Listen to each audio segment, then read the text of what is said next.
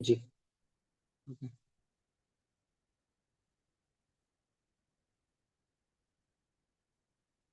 সালামু আলাইকুম। শুরুতেই সবাইকে অভিনন্দন জানাচ্ছি যারা সরকারি কর্মচারী হসপিটালের প্রিলিমিনারি পরীক্ষা উত্তীর্ণ হয়েছেন।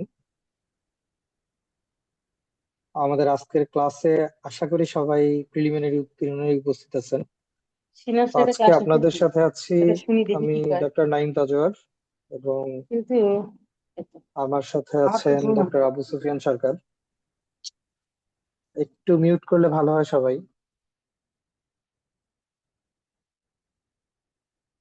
তো আজকের এই ক্লাসটা নেওয়ার উদ্দেশ্য হচ্ছে, সরকারি কর্মচারী হসপিটালের রেজাল্টের পরে আমাদের কাছে আসলে এত বেশি ফোন, এত বেশি মেসেজ এসেছে যে আপনারা কোনো কোর্স শুরু করবেন কিনা, বা আমাদের কাছে পার্সোনালি অনেক মেসেজ, অনেক ফোন এসছে যে আসলে গাইডলাইনটা কি হবে, আমরা কিভাবে পড়বো, কি করব কি না করব।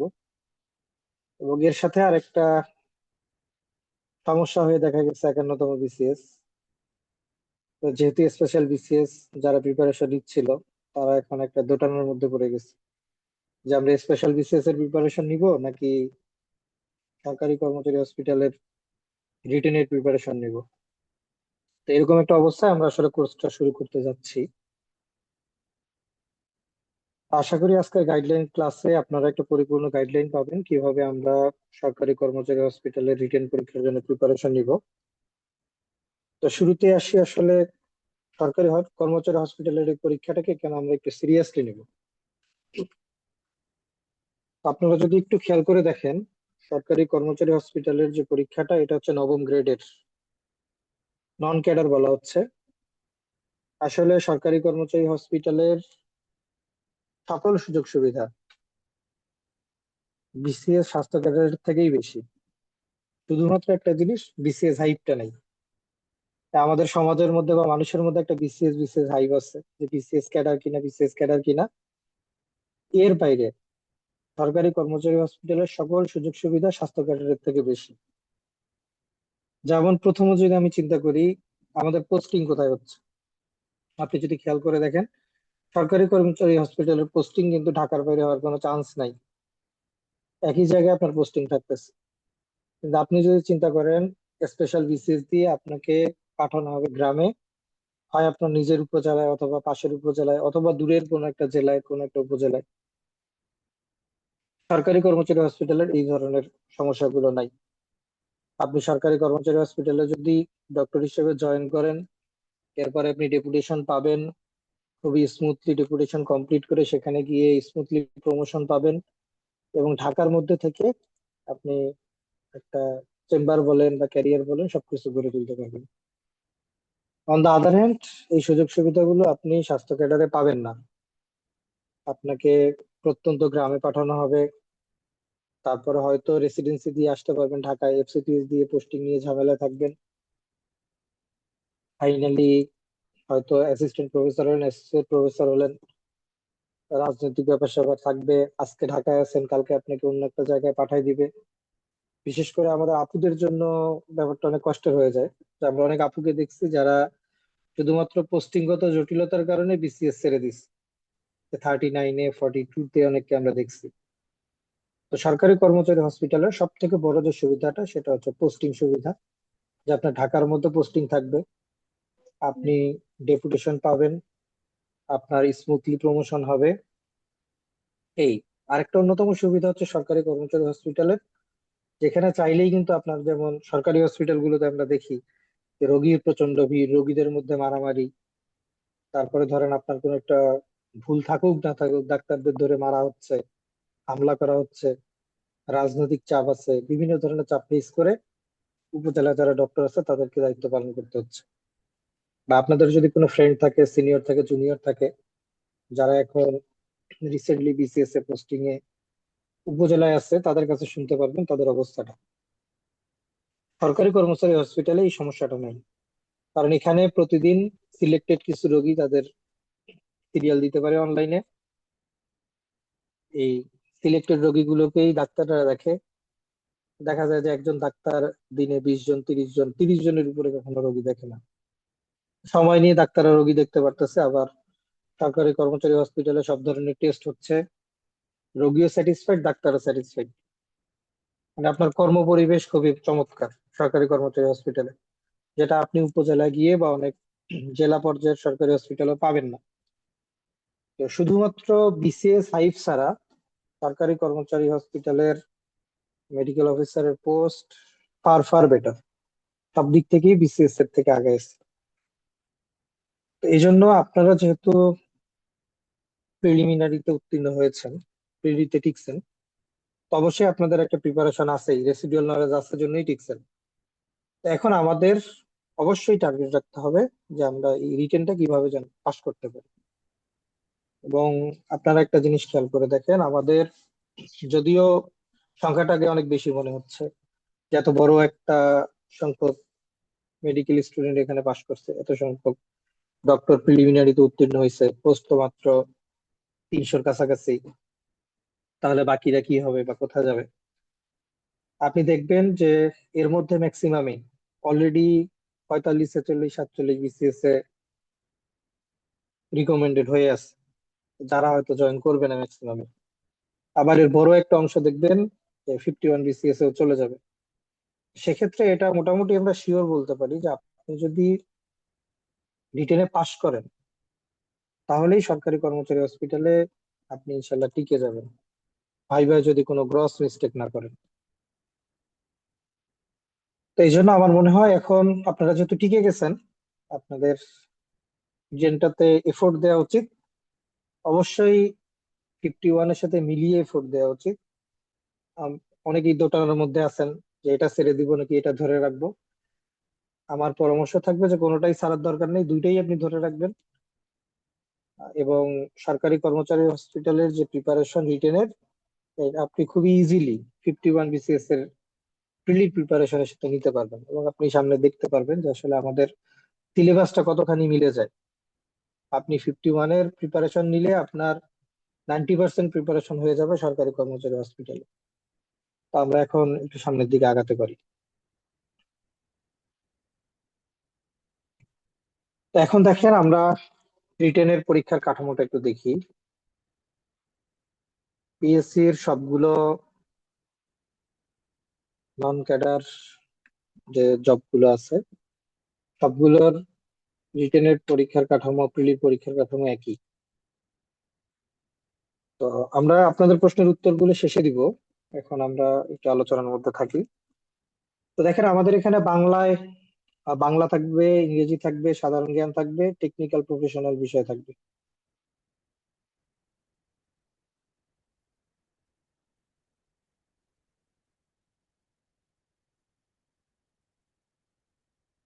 সব মিলায় আমাদের 200 নম্বরের পরীক্ষা হবে, সময় থাকবে আমাদের 4 ঘন্টা। তো এখানে যেটা সমস্যা হয় রিটেন পরীক্ষাগুলোতে, যে কারো যদি বিসিএস এর রিটেন দেওয়ার অভিজ্ঞতা থাকে, সেও বুঝতে পারবেন আসলে ব্যাপারগুলো। যেখানে আপনি কতখানি পারেন তার থেকে ইম্পর্টেন্ট হচ্ছে আপনি কতখানি লিখতে পারতেছেন। তো দেখা যায় যেগুলো আপনি পরীক্ষা দিবেন, কম বেশি সবগুলোই আপনি জানেন, হয়তো একটু কম জানেন, হয়তো একটু বেশি জানেন। তো দিন শেষে দেখা যায় যে আপনার লিখতে পারাটাই এখানে মেইন চ্যালেঞ্জ হয়ে দাঁড়ায়। তো এখন দেখেন আমাদের রিটেন পরীক্ষায় নম্বর বন্টনটা আমরা একটু দেখি। তো আমাদের বাংলা, ইংরেজি, সাধারণ জ্ঞান তিনটাতে 40-40 করে থাকবে। আর মেডিকেল সায়েন্স থেকে থাকবে 80। টোটাল 200 নম্বরের পরীক্ষা, 4 ঘন্টা সময় থাকবে। তো বাংলায় থাকবে 40 নম্বর, ইংরেজিতে থাকবে 40 নম্বর, সাধারণ জ্ঞানে থাকবে 40 নম্বর, আর টেকনিক্যাল প্রফেশনালে থাকবে 80, মানে আমাদের মেডিকেল সায়েন্সে থাকবে 80 নম্বর। তো এর মধ্যে 5 নম্বরটা যদি একটু চিন্তা করি, যে বাংলা, ইংরেজি, সাধারণ জ্ঞান, এই তিনটাতেই আপনাকে প্রতিটাতে আলাদা আলাদা করে 30% নাম্বার পাইতে হবে। ধরেন আপনি বাংলায় অনেক ভালো করলেন, কিন্তু ইংরেজিতে নাম্বার একটু কম পাইলেন, 30%-এর কম পাইলেন, তাহলে কিন্তু আপনি ফেইল। তার মানে প্রতিটা বিষয়কে আপনার আলাদা আলাদা করে এফোর্ট দিতে হবে। যে আপনি ইংরেজি গুরুত্ব দিলেন না, বা সাধারণ জ্ঞান গুরুত্ব দিলেন না, বা বাংলা আপনি কম লিখে আসলেন, তাহলে কিন্তু ফেল করবেন। তো তার মানে প্রতিটা বিষয় আমাদেরকে আলাদা আলাদা করে এফোর্ট দিতে হবে। কারণ বাংলা, ইংরেজি, সাধারণ জ্ঞান তিনটাতেই 30% মিনিমাম পাইতে হবে। আর টেকনিক্যালে আমাদের টোটাল 80 নাম্বার, 80 নাম্বারের মধ্যে মিনিমাম 45% পাইতে হবে। 45%-এর কম পাইলে আপনি ফেল হয়ে যাবেন। আবার টোটালি সবগুলো নাম্বার যোগ করে আপনাকে মোট নাম্বারে 200-এর মধ্যে মিনিমাম 100 পাইতে হবে। তো আমি আবার বলি ব্যাপারটা, যে বাংলায় আপনাকে মিনিমাম 30% পাইতে হবে, ইংলিশেও মোট নাম্বারের মিনিমাম 30%, সাধারণ জ্ঞানও মোট নাম্বারের মিনিমাম 30%, আর মেডিকেল সায়েন্সে মোট নাম্বারের মানে 80 নাম্বারের মিনিমাম 45% আপনাকে পাইতে হবে। তারপরে আবার সবগুলো নাম্বার মিলাই আপনাকে মিনিমাম 50% নাম্বার পাইতে হবে। মানে 200-এর মধ্যে আপনাকে 100 পাইতে হবে, এবং ইন্ডিভিজুয়ালি সাবজেক্ট গুলোতে 30 30 30 45 করে পাইতে হবে, তাহলে আপনি পাস করবেন। তো এই নিয়ে টেনশন করার দরকার নাই। আমাদের জাস্ট একটা জিনিস মাথায় রাখতে হবে, যে আমাদের ইন্ডিভিজুয়ালি প্রতিটা সাবজেক্টেই ইফোর্ট দিতে হবে। কোনো একটা সাবজেক্টকে আমি অনেক গুরুত্ব দিলাম, বা আমি ইংলিশ অনেক ভালো পারি, আমি বাংলা পারি না, বা বাংলা পড়তে ইচ্ছা করে না, বাংলা লিখলাম না, তাহলে কিন্তু আমরা পাস করতে পারবো না। প্রতিটাকেই আমাদেরকে মোটামুটি ইফোর্ট দিয়ে পড়তে হবে। তো এখন আসেন আমরা বাংলার ক্ষেত্রে যদি দেখি। দেখেন, এখানে মজার একটা ব্যাপার হচ্ছে, যে এখন আমরা যে সিলেবাসটা ডিসকাস করতেছি, এই সিলেবাস সম্পর্কে সবাই আপনার অবগত। সবাই এই জিনিসগুলো আমরা প্র্যাকটিস করে আসছি। যেমন রচনা, রচনা লিখেন নাই এখানে এমন কেউ নাই। সেই ক্লাস 5 থেকে 4 থেকে আমরা রচনা লিখে আসছি। ক্লাস 9 10 11 12 পর্যন্ত আমরা বাংলা রচনা লিখে আসছি। তো রচনার পিছনে আপনার সময় দেওয়ার কোনো প্রয়োজন নাই। আপনাকে জাস্ট জানতে হবে রচনাটা আপনি কোন ফরম্যাটে লিখবেন, কি কি জিনিসগুলো রচনার মধ্যে থাকতে হবে। জাস্ট একবার আপনি যদি এটা দেখে নেন, একবার যদি একটু মাথায় রেখে যান যে আমাকে এরকম একটা রচনা লিখতে হবে, এইভাবে এইভাবে লিখবো, বা একবার লিখে যদি আপনি প্র্যাকটিস করে যাইতে পারেন, তাহলে আশা করা যায় আপনি আপনার রেসিডুয়াল নলেজ দিয়ে বেস্ট আউটপুট দিতে পারবেন। তো রচনায় থাকে 15 নাম্বার। দেন আমরা আসি সারাংশ সারমর্ম। সারাংশ সারমর্ম সবাই লিখে আসছেন, এটা নিয়ে আলাদা করে বলার কিছু নাই। আমরা সবাই বড় বড় কবিতার সারাংশ লিখে আসছি, যে চিরসুখী জন ভ্রমে কি কখন ব্যথিত বেদনা বুঝিতে পারে, কি যাতনা বিষে বুঝিবে সে কিসে, কবু আসি বিষ ধ্বংসে নিজারে। এরকম অনেক বড় বড় কবিতার সারমর্ম লিখে আসছি, বা প্যাসেজের সারাংশ লিখে আসছি। এটা আপনারা সবাই পারেন। আপনাকে জাস্ট বুঝতে হবে যে আপনি কত লাইনের মধ্যে লিখবেন, কতটুকু লিখবেন, বা একটা দুইটা প্র্যাকটিস করে যাইতে হবে, শেষ। আপনাকে এখানে নতুন করে মুখস্থ করার কিছু নাই। দেন আপনি আসেন পত্র লিখন। পত্র লিখন আমরা সবাই লিখে আসছি। পত্রিকায় প্রকাশের জন্য পত্র, তারপরে বোনকে ভাইকে শুভেচ্ছা জানিয়ে পত্র, বন্ধুর সাথে অমুক অভিজ্ঞতা বিনিময় করে পত্র। তো এই পত্রগুলো আপনারা সবাই কখনো না কখনো লিখে আসছেন। আমাদের জাস্ট সেই নলেজটাকে একবার জাস্ট ঝালাই করে নিতে হবে, যে আমরা কোন পত্রিকাগুলো কোন ফরম্যাটে লিখবো। যে একটা আবেদনপত্র যদি আসে, আবেদনপত্রের ফরম্যাট কি হবে, বা আমার যদি একটা ব্যক্তিগত পত্র বা ব্যক্তিগত চিঠি লিখতে বলে, সেটার ফরম্যাট কি হবে, বা আমাকে যদি বলে যে পত্রিকা প্রকাশের জন্য পত্র, সেটার ফরম্যাট কি হবে। আমরা জানি যে এগুলোর ফরম্যাট গুলো একটু আলাদা আলাদা হয়। আবেদনপত্রের ফরম্যাট গুলো আমরা একরকম করে লিখি, পত্রিকা প্রকাশের জন্য ফরম্যাট একরকম হয়, ব্যক্তিগত পত্রের ফরম্যাট একরকম হয়। তো এরকম 2 3 ধরনের ফরম্যাট আছে। এই ফরম্যাট গুলো দেখে আপনি যদি একটু একবার শুধু প্র্যাকটিস করে যান, পত্র লিখনে আপনি আপনার বেস্ট আউটপুট দিয়ে আসতে পারবেন। দেন অনুবাদ, ভাবানুবাদ। আপনারা সবাই ইংলিশ মিডিয়ামের স্টুডেন্ট, মেডিকেলে পড়াশোনা করছেন, গাইটন করছেন, ডেভিডসন করছেন, অনেক বই, সব বই ইংলিশে পড়ছেন। এই ভাবানুবাদও আপনার জন্য কোনো ব্যাপার না। আপনাকে যদি বসায় দেওয়া হয় ভাবানুবাদ করেন, তা আপনি মোটামুটি একটা ভাবানুবাদ করবেন। হয়তো ফুল মার্কস বা একদম আপ টু দ্য মার্ক হবে না, কিন্তু আপনি পারবেন আশা করা যায়। এখন আসেন বাংলা ব্যাকরণ। এতক্ষণ যে আমরা চারটা আলোচনা করলাম, এই চারটা কিন্তু আমাদের প্রিলিজ সিলেবাসের সাথে মেলে না। চারটা জিনিস আসলে প্রিলিজ সিলেবাসের মধ্যে নাই, যেগুলো আপনারা রেসিডুয়াল নলেজ দিয়েই পারবেন, নতুন করে আপনাদের পড়তেও হচ্ছে না। এখন আসেন বাংলা ব্যাকরণ। এই বাংলা ব্যাকরণের যে টপিক গুলো আছে, এখান থেকে প্রশ্ন এরকম করে আসে, যে সাধু ভাষা চলিত ভাষার মধ্যে পার্থক্য লিখো, বা নিচের প্যাসেজটাকে সাধুরীতি থেকে চলিত রীতিতে পরিবর্তন করো, বা শব্দ গঠনের 5টা উপায় লিখো, বা উপসর্গ কি উদাহরণ সহ আলোচনা করো, কত প্রকার কি কি উদাহরণ সহ আলোচনা করো, ধাতু কি উদাহরণ সহ আলোচনা করো, পদ কত প্রকার কি কি, বিশেষ্য কত প্রকার কি কি। তো এই জিনিসগুলো কিন্তু আমাদের সবগুলোই 51 BCS এর প্রিলির জন্য লাগতেছে। সবগুলোই কিন্তু আপনি 51 BCS এর প্রিলির জন্য পড়তেছেন। তার মানে বাংলায় আপনি বাংলা ব্যাকরণ থেকে যে অংশটা পড়তেছেন পুরাটাই কিন্তু আপনার 51 BCS এর প্রিলি পড়লেই কমন পড়ে যাচ্ছে। এখানে জাস্ট পার্থক্য এতটুকু থাকতেছে যে প্রিলির জন্য আমাদের আরো হয়তো বেশি পড়তে হয়, এখানে জাস্ট হয়তো আরো সহজ হিসেবে আসে। যেমন ধরেন প্রিলিতে হয়তো আসে যে রহিম শব্দটা কোন পদ, বিশেষ্য বিশেষণ সর্বনাম অব্যয়। যে এখানে এই ধরনের প্রশ্ন আসবে না, এখানে আসবে ধরেন যে বিশেষ্য কত প্রকার কি কি আলোচনা করো, সমাস কত প্রকার কি কি আলোচনা করো। কিন্তু আপনার প্রিলিতে যেটা আসবে যে ধরেন পথের রাজা রাজপথ কোন ধরনের সমাস। এই এতটুকুই শুধু পার্থক্য, কিন্তু আপনার বাংলা ব্যাকরণের মানে রিটেনের বাংলা সিলেবাসের যে ব্যাকরণ অংশটা, এই পুরো অংশটাই আপনার 51 BCS এর প্রিলির সাথে মিলে যাবে। আর বাকি যে অংশগুলো আছে রচনা, সারাংশ, সারমর্ম, ভাবানুবাদ, পত্র লিখন, এই জিনিসগুলো আপনি সবকিছুই জানেন। আপনি জাস্ট একটা পরীক্ষা দিবেন, অথবা আপনি নিজে বাসায় বসে একবার প্র্যাকটিস করে যাবেন, আপনি আপনার সর্বোচ্চ আউটপুট দিতে পারবেন, আলাদা করে আপনার কোনো কিছু করা লাগবে না। তো বাংলা গেল, বাংলায় থাকবে টোটাল 40 নাম্বার, বাংলায় থাকবে 40 নাম্বার। এখন আসেন ইংলিশ, ইংলিশও থাকবে 40 নাম্বার। 40 নাম্বারের মধ্যে সেম এসে, এসে আমরা সবাই লিখে আসছি, সেই ক্লাস 1 2 3 4 থেকে এসে লিখছি, এসএসসি এইচএসসি তো আমরা এসে লিখছি। এসেও আমরা কিন্তু কখনো মুখস্থ করে যাইনি। তো ধরেন এনভায়রনমেন্ট চেঞ্জ নিয়ে একটা এসে আসছে, আপনি আপনার মতো করে, ইংলিশ তো সবাই কম বেশি লিখতে পারেন ফ্রি হ্যান্ডে, সবাই যেহেতু ইংলিশ মিডিয়ামের, আপনার মনের মতো করে আপনি 15 নাম্বার যেহেতু, 15 নাম্বারের জন্য 5 পেজ লিখে চলে আসলেন, ব্যাপক নাম্বার পাবেন আপনি। তারপরে লেটার, লেটারও তাই একই জিনিস, বাংলার মতো ইংলিশেও জাস্ট আপনাকে ফরম্যাট জানতে হবে।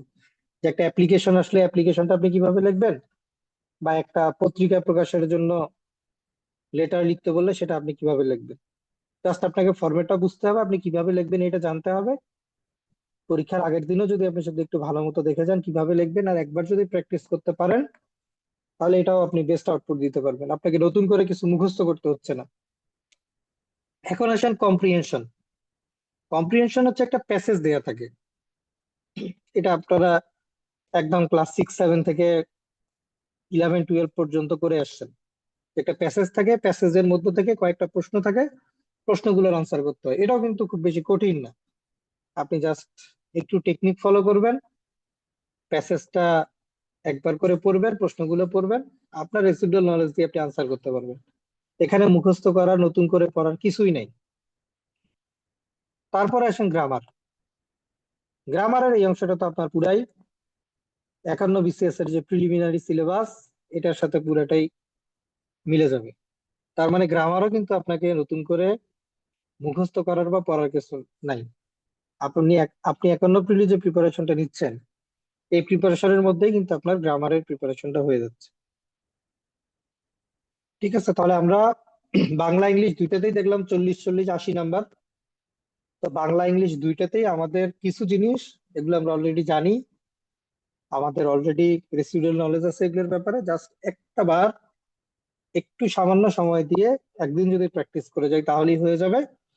আর বাংলা ব্যাকরণ আর ইংলিশ গ্রামার, এই দুইটাই হচ্ছে আমাদের 51-এর প্রিলির সাথে মার্চ করে যায়। তো প্রিলির প্রিপারেশন যদি নেই, অথবা এটাও যদি আমরা পড়ি, তাহলে আমার প্রিলির গ্রামারের ব্যাকরণের প্রিপারেশন অনেকখানি হয়ে যাবে। বা প্রিলির প্রিপারেশন যদি নেই, এটার প্রিপারেশন অনেকখানি হয়ে যাবে।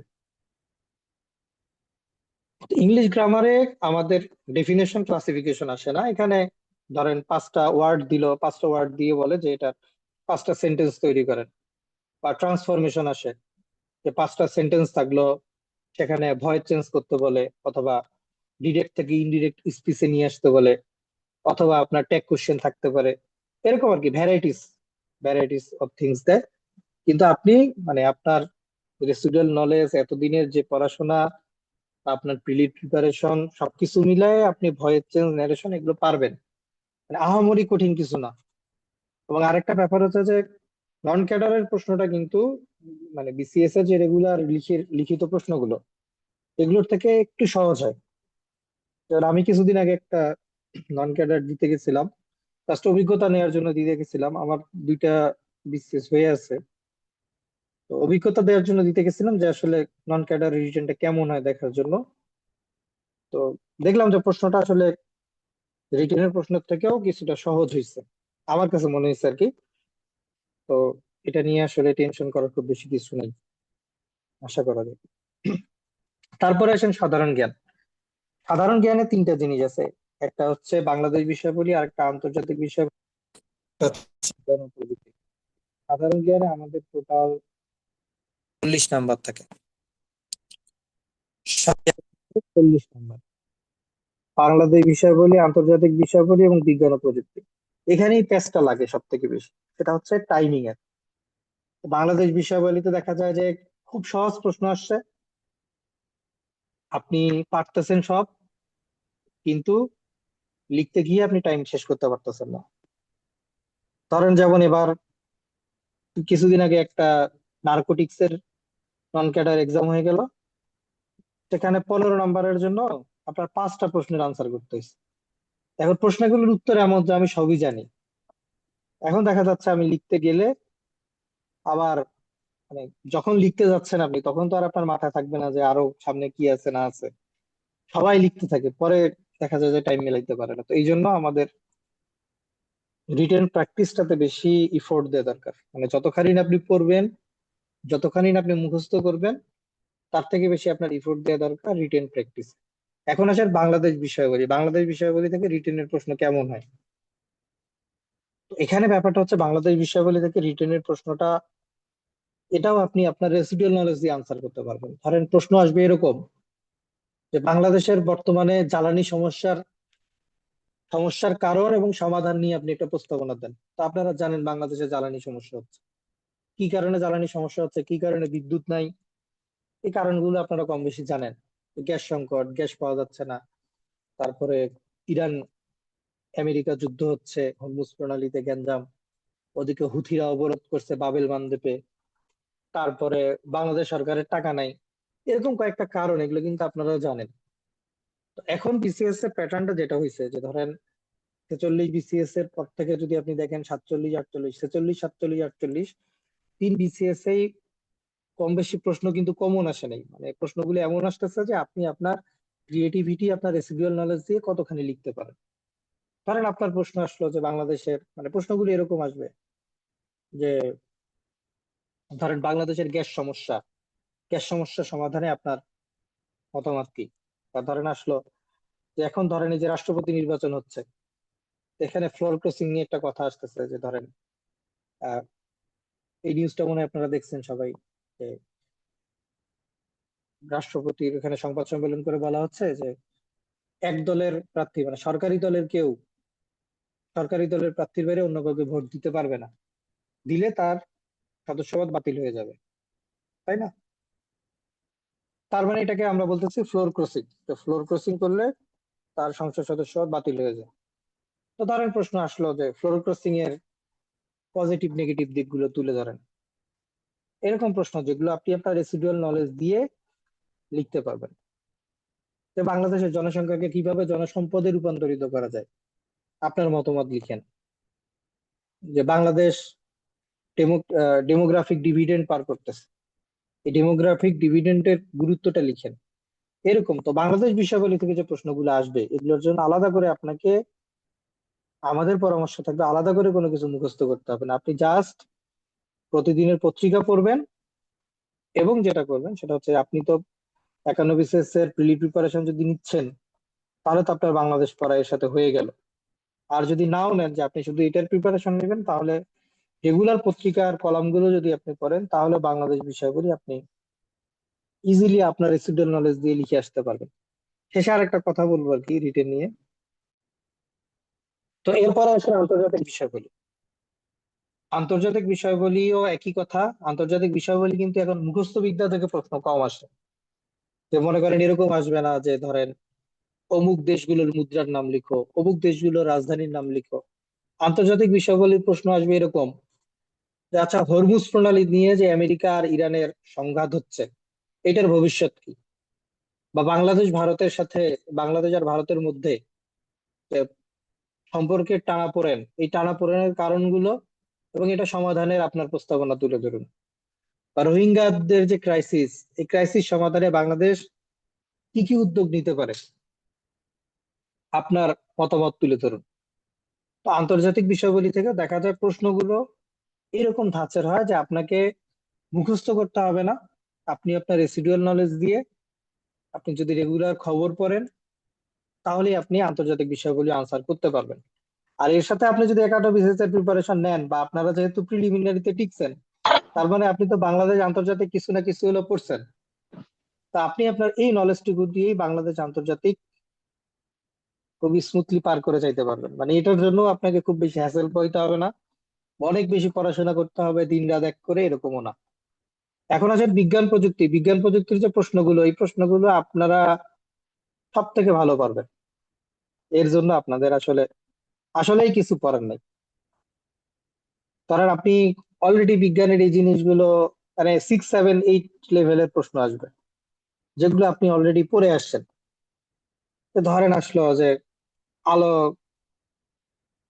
সরল রেখায় চলে, বা ধরেন আসলো যে চোখের সমস্যা নিয়ে আসলো যে হচ্ছে একজনের মায়োপিয়া, তার ট্রিটমেন্টের জন্য আমরা কোন ধরনের লেন্স ব্যবহার করি, কেন করি।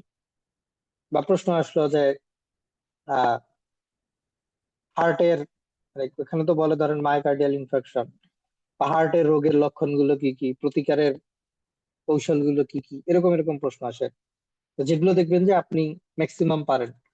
এবং ম্যাক্সিমাম প্রশ্ন থাকে হচ্ছে বায়োলজি থেকে থাকার কারণে আপনি দেখবেন যে ম্যাক্সিমাম প্রশ্নই পারেন। তারপরে ধরেন প্রশ্ন থাকে যে সন্ধ্যাবেলা আকাশ লাল দেখায় কেন, তো এমনি আমরা আকাশ নীল দেখি কেন, ওজোন কি, ওজোন স্তরের গুরুত্ব কি, এই ধরনের প্রশ্ন আসে। তো যেই প্রশ্নগুলো আপনি ইজিলি বিজ্ঞানে কোনো ধরনের ইফোর্ট না দিয়েও, আপনার যতটুকু রেসিডুয়াল নলেজ আছে এতটুকু দিয়ে আপনি বিজ্ঞানটা পারবেন ইনশাআল্লাহ, আশা করা যায়। তো তাহলে আমরা বললাম বাংলা থেকে 40, ইংরেজিতে থেকে 40, সাধারণ জ্ঞানে থেকে 40। সাধারণ জ্ঞানের মধ্যে থেকে বাংলাদেশ বিষয়াবলী, আন্তর্জাতিক বিষয়াবলী, বিজ্ঞান প্রযুক্তি, 15, 15, 10, টোটাল হচ্ছে 40।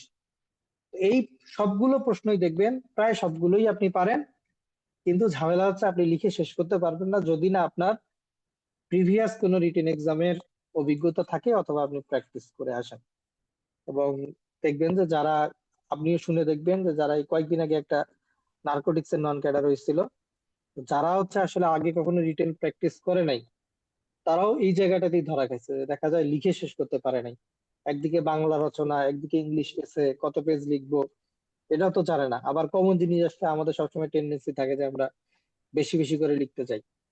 এখানে মেইনলি আপনারা আটকাবেন হচ্ছে আপনাদের লেখার প্র্যাকটিসের অভাবের কারণে, আপনাদের নলেজের কারণে কেউ আটকাবেন না। এই হচ্ছে সাধারণ জ্ঞান।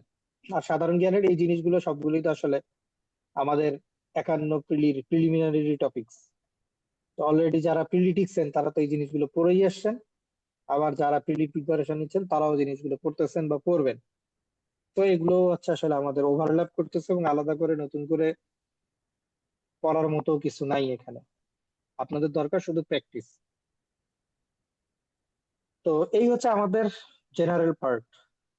তারপরে মেডিকেল পার্ট নিয়ে আমাদের আবু সুফিয়ান সরকার ভাই বলবে। তো তার আগে আমি শুধু একটা কথা বলি যে হচ্ছে এই আমাদের যে টেকনিক্যাল পার্টে যে 80 নাম্বার, যারা আপনারা 51 প্রিপারেশন নিচ্ছেন, বা যারা কোথায় এফসিপিএস এ আছেন, রেসিডেন্সিতে আছেন, ট্রেনিং এ আছেন, বা যারা পোস্ট গ্রাজুয়েশন কিন্তু একটু হলেও পড়াশোনা করছেন, বা যারা ফাইনাল পাস করছেন, সবাই এই জিনিসগুলো কম বেশি পারেন। এবং ফাইনাল প্রফে আমরা রিটেন এক্সাম দিয়ে আসছি। তা আপনি যখন প্রিপারেশন নিতে যাবেন টেকনিক্যালের, মানে 51 বিসিএস এর, সেখানেও দেখবেন যে আপনি ওই যারা 51 বিসিএস এর প্রিপারেশন নিবেন, তাদের আলাদা করে এই 80 নাম্বারের প্রিপারেশন নেওয়ার কোনো দরকারই নেই। 51 বিসিএস এর প্রিপারেশন থেকে আপনারা হুবহু কমন পাবেন। তো আবু সুফিয়ান সরকার ভাই ডিটেলস বলবে, জাস্ট এতটুকু বলতেছি আর কি। আর আপনারা যদি অন্যভাবে চিন্তা করেন যে আমি 51 প্রিলি প্রিপারেশন নিচ্ছি না, তা আমি কিভাবে প্রিপারেশন নিব, তো আবু সুফিয়ান সরকার ভাইয়ের কথা থেকেও আমরা জাস্ট এতটুকু বলি যে ধরেন এখানে প্রশ্ন আসবে হচ্ছে ম্যানেজমেন্ট টাইপ। যে ধরেন একটা আপনাকে একটা সিনারিও দিবে যে একজন পেশেন্ট আসছে, তার অনেক হাই গ্রেড ফিভার, সাথে মাল্টিপল জয়েন্ট পেইন আছে, বা এই ধরনের একটা সিনারিও থাকবে, বললো যে এটার ম্যানেজমেন্ট লিখেন। তখন আমরা ওই যে আগে যেভাবে লিখে আসছি, মেডিসিনের ফাইনাল প্রফিট নলেজকে কাজে লাগাবেন, যে ক্লিনিক্যাল ফিচার দিবেন, তার সাইন সিমটমস, ইনভেস্টিগেশন, তারপরে ট্রিটমেন্ট দিয়ে শেষ করবেন। তো এরকমই প্রশ্ন আসবে। তো এখানে স্বাভাবিকভাবেই যেহেতু ডক্টর আপনারা বা আপনাদেরকে নিচ্ছে মেডিকেল অফিসার হিসেবে, এখানে প্রশ্নগুলো ম্যাক্সিমাম প্রশ্নই, যেমন এই নন ক্যাডার পরীক্ষাটা দিলাম, এখানে 100% প্রশ্নই হচ্ছে রিপিট করছে। বিসিএস এর যে রিটেন পরীক্ষার প্রশ্নগুলো ওগুলোই রিপিট করছে, নতুন কোনো প্রশ্ন দেয় নাই, এবং ওই গদবাঁধা প্রশ্নগুলোই দিছে। যে ধরেন স্নেক বাইটের ট্রিটমেন্ট কি, অর্গানোফসফরাস কম্পাউন্ড পয়জনিং এর ট্রিটমেন্ট কি, এই টাইপের প্রশ্নগুলো আসছে, বা ট্রু লেবার পেইনের ক্রাইটেরিয়া গুলো কি, এগুলো আপনারা কম বেশি সবাই জানেন। এটা আমাদেরকে হচ্ছে একটু ঝালাই করে নিতে হবে, কিভাবে নিতে হবে আবু সুফিয়ান সরকার ভাই বলবে। তো তার আগে আমি যতটুকু আলোচনা করলাম এর মধ্যে আপনাদের কোনো প্রশ্ন আছে কিনা।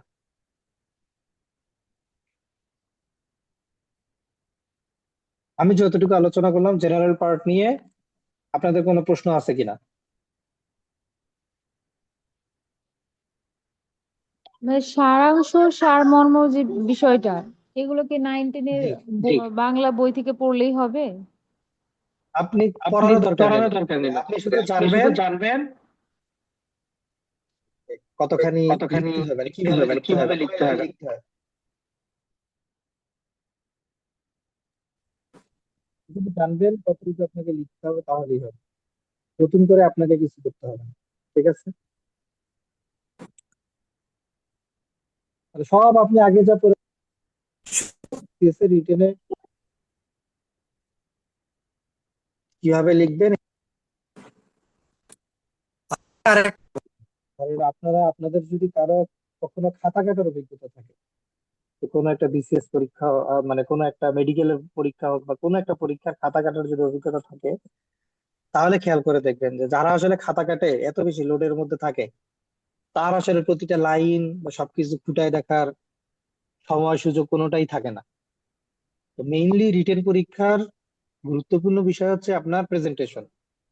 তা আপনি প্রেজেন্টেশনটা কত সুন্দর করে করলেন, আপনি ভিতরে কিছু ভুলভাল লিখলেও আসলে খুব বেশি ইফেক্ট পড়ে না। কারণ আমি আল্লাহ রহমতে 3টা রিটেন দিছি, 46, 47, 50, তিনটেতেই পাশ করছি। আমি তো জানি আমি কি লিখছি।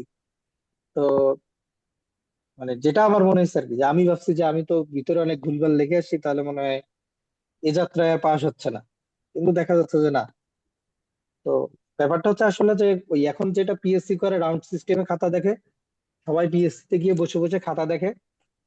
পিএসসি হচ্ছে এরকম একটা সবাই বেঁধেতে এতক্ষণের মধ্যে দেখতে হবে, সবাই একটা প্রশ্ন দেখার জন্য 1 মিনিটও সময় পায় না। যার কারণে জাস্ট হচ্ছে আপনি লেখাটা একটু সুন্দর করে গুছায় যদি লেখেন, কিছু নীল রঙের কালি টালি ব্যবহার করেন, এবং সবগুলো প্রশ্ন সমান রকম সাইজ রেখে যদি আপনি সুন্দর করে শেষ করতে পারেন, তাহলে দেখা যাবে যে আপনি খুবই ভালো নাম্বার পাচ্ছেন। এটা হচ্ছে রিটেনে ভাইয়া পাস করার ভাইয়া ওই যে টেকনিক। জিকে তে ওয়ান মানে এক এক কথা উত্তর আসছে, ওগুলো তো দেখলাম কয়েকদিন সলভ করে একটাও পারি না, তো ফেল হয়ে যাবে। না, এগুলো তো হচ্ছে আর কিছু জিনিস থাকবে যেগুলো আপনিও পারবেন না, সেগুলো অন্যরাও পারবে না। আর এগুলো হচ্ছে খুব বেশি থাকে না, দেখা যায় 5 নাম্বার থাকে।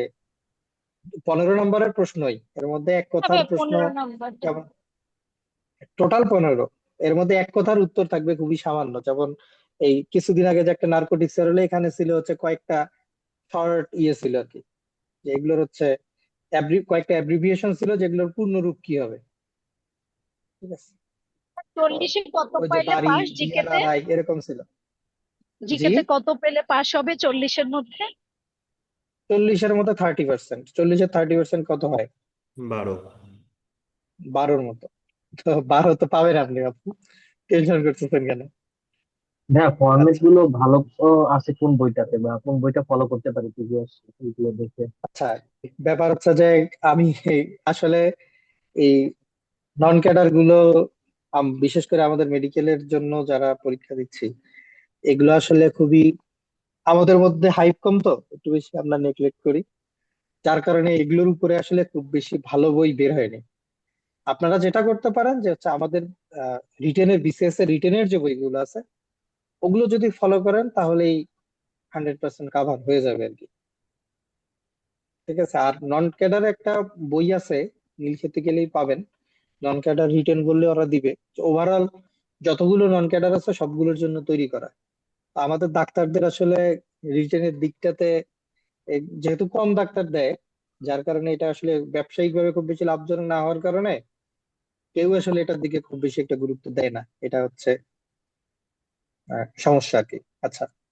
আহ ওই যে বিসিএস আরেকজন বলছেন। বিসিএস মেডিকেল পার্টের যে এটা বইটা আছে, ওইটা পড়লেই হ্যাঁ, মেডিকেল হ্যাঁ, পার্ট 80 নম্বর কভার হবে না? হ্যাঁ, 100% কাভার হবে। মানে আপনি ওটাও যদি না পড়েন, আপনি যদি এই আমাদের যে 46, 47, 50, এই তিনটা, বা 45, 45, 45 বাদ দেন, 45-এর প্রশ্ন এটিপি চলছিল, 46, 47, 50ও যদি আপনি পড়ে যান, আপনি 80-90% কমন পাবেন। ঠিক আছে। কোন বইটা সবচেয়ে ভালো হবে? বই তো পাওয়া যায় না ওইটা বেশি। পাওয়া যায় না বেশি, একটা ম্যাট্রিক্স এর আছে ওইটা। আমরা ওইটা পড়ছিলাম, কিন্তু ওইটা হচ্ছে আবার একটু রিটেনের মতো করে দেয়া, তো আবার অনেক বেশি দেয়া। যেমন আমি হচ্ছে 3টা রিটেনই পাশ করছি, কিন্তু কোনোবারই আমি অ্যানাটমি ধরি নাই, শুধু ফিজিওলজি আর মেডিসিন করে পরীক্ষা দিতে গেছি।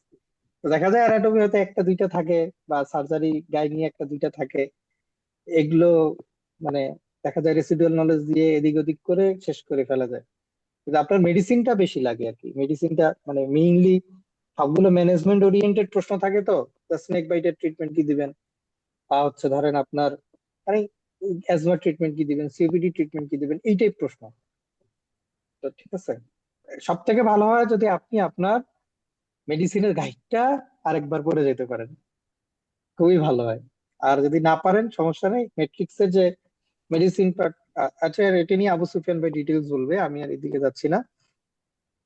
টাইম ম্যানেজমেন্ট নিয়ে বলছেন, টাইম ম্যানেজমেন্টের ক্ষেত্রে আসলে মানে কথা বলার ইম্পর্টেন্ট যেটা, সেটা হচ্ছে যে টাইম ম্যানেজমেন্টটা, একটু ফোন আসছে। টাইম ম্যানেজমেন্টটা আসলে বলার থেকে ইম্পর্টেন্ট হচ্ছে আপনি নিজেই একটু পরীক্ষা দিলে বুঝতে পারবেন আর কি, যে আসলে কত টাইম লাগবে। ঠিক আছে, আপনি নিজে পরীক্ষা দিলে বুঝতে পারবেন কত টাইম লাগবে। যেমন আপনি মেডিকেল পার্টে যেটা হয়, এখানে কিন্তু আসলে টু দা পয়েন্ট আনসার করলে আপনাকে স্যাররা নাম্বার দিয়ে দিবে। কিন্তু ধরেন আপনি বাংলা একটা আনসার লিখতেছেন, একটা রচনা লিখতেছেন, একটা এসে লিখতেছেন, এটাকে কিন্তু আপনি একটু বড় টড় করে না লিখলে দেখা যায় যে স্যাররা নাম্বার দিতে চায় না। বাংলার রচনা টচনা তো আপনার আগে লিখে আসছেন, জানেনই।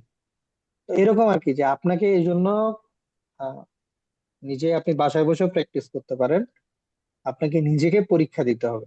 এটা হচ্ছে বড় কথা। আর বড় কথা হচ্ছে যে আপনার মানে কিছু টেকনিক অ্যাপ্লাই করতে হবে, কিছু ফাঁক ফোকর বের করতে হবে, যেন হচ্ছে মানে স্যাররাও আসলে অত বেশি পড়তে পারে না। স্যাররাও জাস্ট কিছু জিনিস খুঁজে আপনার খাতার মধ্যে, আপনাকেও ওই জিনিসগুলো ঠিকঠাক রাখতে হবে। ওই জিনিসগুলো যদি ঠিকঠাক রাখতে পারেন তাহলে ইনশাল্লাহ রিটেনে কখনো খারাপ করবেন না। আপনি দেখবেন অনেকে পাবেন যে ধরেন 3, 4, 5টা প্রিলিমিনারিতে টিকতেছে, রিটেন গুলোতে বারবার বারবার ফেল করতেছে। আবার অনেকে দেখবেন যে পাশ করে যাচ্ছে। কিন্তু এমন না যে ধরেন যে সে তার থেকে কম জানে বা বেশি জানে, কিন্তু কথা হচ্ছে যে আপনি আপনার খাতাটাকে কিভাবে প্রেজেন্ট করতেছেন, এটা হচ্ছে ইম্পর্টেন্ট। এই জন্য আপনাদের প্রতি যেটা মেইন পরামর্শ থাকবে, সেটা হচ্ছে আপনাদের প্র্যাকটিস করতে হবে। নলেজের কারণে কেউ ফেল করবেন না, ফেল করবেন টাইম মতো শেষ না করতে পারার কারণে, প্র্যাকটিস না থাকার কারণে। এটি।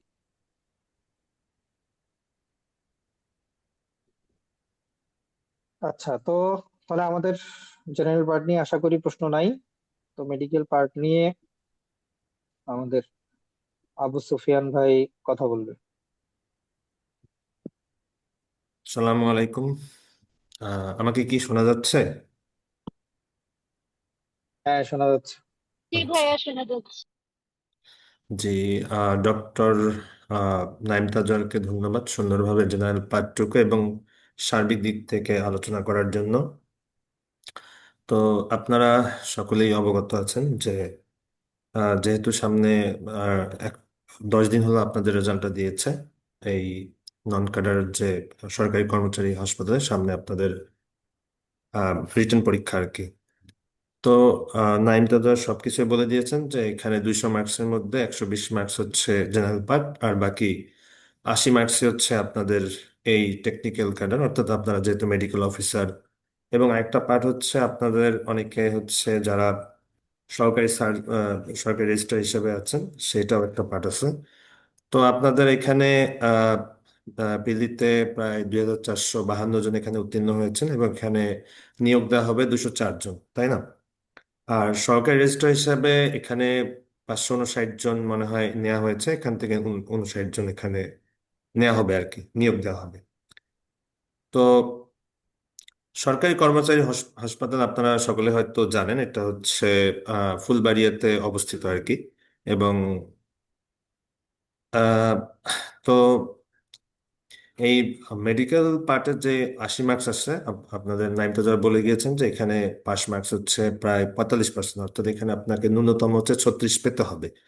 বাকিগুলোতে 30% গেলে হলেও এখানে 45%, আর এখানে সাবজেক্ট হচ্ছে 105। তো আপনাদের সামগ্রিকভাবে যদি এখানে 45% আর অন্যান্যগুলোতে 30% হলে সামগ্রিকভাবে আপনাদের অন্তত 50%, অর্থাৎ 100+ মার্কস পেতে হবে। অর্থাৎ বলা যায় যে আপনার পাশের ক্ষেত্রে, অর্থাৎ চান্সের ক্ষেত্রে এই মেডিকেল পার্টটাই সবচেয়ে বেশি ভূমিকা পালন করবে, কারণ বলা যায় যে এটা আপনার পুরো 200 মার্কসের মধ্যে 40-45% আর কি। স্যার একটু ইন্টারাপ্ট করবো? হ্যাঁ জি। নাইম স্যার মনে হয় একটু স্ক্রিন শেয়ার অফ করে দিলে আপনি আপনার স্লাইডটা শেয়ার করলে ভালো হতো। আচ্ছা।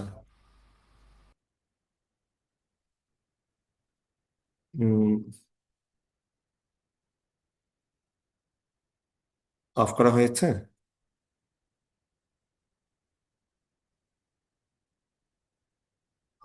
বলবো আমি? না, নাইম স্যার কি শুনতে পাচ্ছেন?